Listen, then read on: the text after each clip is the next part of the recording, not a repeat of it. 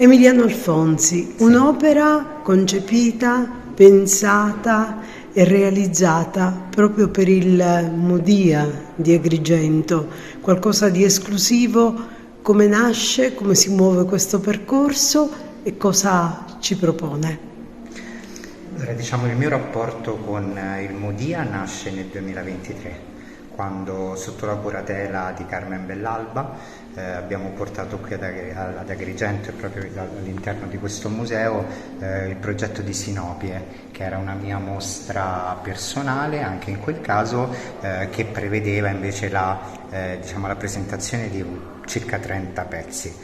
Dopo questa esperienza al Mudia meravigliosa, col tempo ho maturato il desiderio di lasciare un'impronta, spero indelebile, all'interno di questo spazio espositivo, e l'opera nasce in maniera inedita, quindi non è un'opera di repertorio, non è un'opera che avevo già realizzato antecedentemente a questa proposta, a questa ipotesi, ma è nata esattamente proprio con l'intenzione di far sposare questo luogo con la mia pittura. E quindi ci parli un poco di quest'opera, le tecniche, i significati, i 1000 significati tra l'altro, sì. E anche quello che è tutto sommato per lei un percorso di crescita artistica. Allora, diciamo che non è molto semplice e immediato poter sintetizzare, almeno a livello simbolico, quindi concettuale, l'opera, perché, come ha giustamente suggerito lei, è un'opera molto densa di significati, ma anche di simbologie e di riferimenti. Tecnicamente posso dire che è la mia tecnica, la tecnica che ormai adotto da sempre, che mi distingue, che è una tempera su tavola.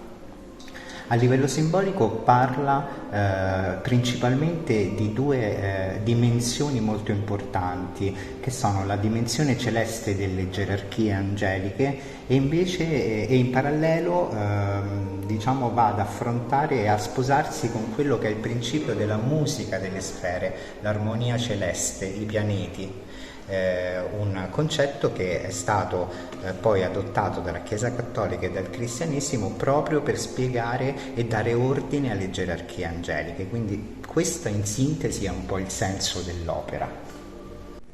Carmen Bellalba è uno storico dell'arte che ha seguito passo passo Emiliano Alfonsi, può descrivercelo perché è un artista a tutto tondo, una personalità poliedrica che proprio per questo riesce a produrre delle opere che sono singolari e molto profonde.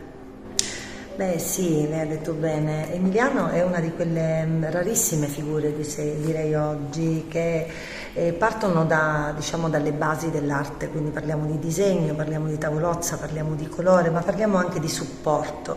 Lui lavora con una tecnica del 400 su un legno di pioppo dove nulla è lasciato al caso, quindi anche tutti i simboli, il piccolo segno va a costruire un senso, quindi le opere parlano da sé ma ci raccontano. Ora, diciamo che in questo caso, nella presentazione di questa bellissima ultima sua opera, che poi viene musealizzata proprio oggi al Mudia, quindi in questo, fra l'altro, meraviglioso scrigno, no, di opere d'arte, diciamo che rappresenta un po' la chiusa di un percorso anche di un artista, di un progetto che è partito da lontano, che è Sinopie, che è stato un progetto curato da me, che è stato in itinere, ha toccato diverse città, non solo in Sicilia ma anche in Italia.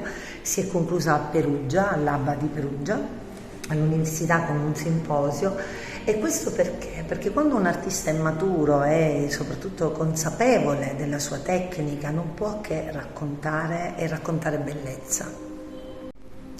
Armonia Celeste è un'opera realizzata in esclusiva per il Mudia di Agrigento da un artista che è assolutamente straordinario nel suo genere. Ecco, come mai la vostra scelta è caduta proprio su questa espressione dell'arte che tra l'altro è anche strizza l'occhio alla modernità?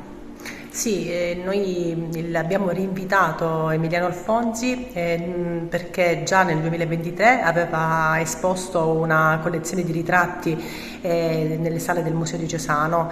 L'attenzione nostra verso questo artista nasce dal fatto che è un artista che unisce al rigore dell'arte l'innovazione. C'è anche un recupero delle antiche tecniche del passato, sia medievali che moderne, ma senza perdere di vista poi quello che è l'uomo del 2025, e quindi pensavamo che fosse un'opportunità per il Museo Diocesano per riflettere e sperimentarsi in questo dialogo verso la contemporaneità, senza mai perdere di vista però quello che è la storia.